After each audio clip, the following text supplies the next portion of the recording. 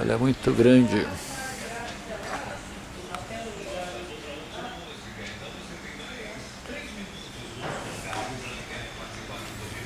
Vamos ver a operação dela.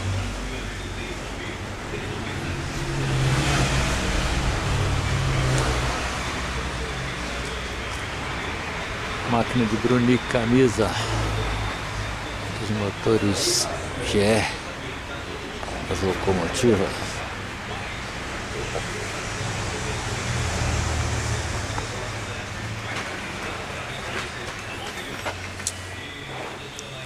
Parecido com essa, mas não é.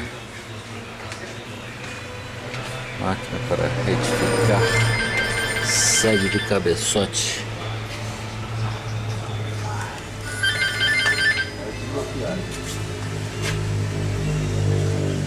Máquina para retificar sede de válvula das camisas dos motores GR e dos cabeçotes GM. Agora vamos colocá-la em operação para a gente ver aí como é que funciona.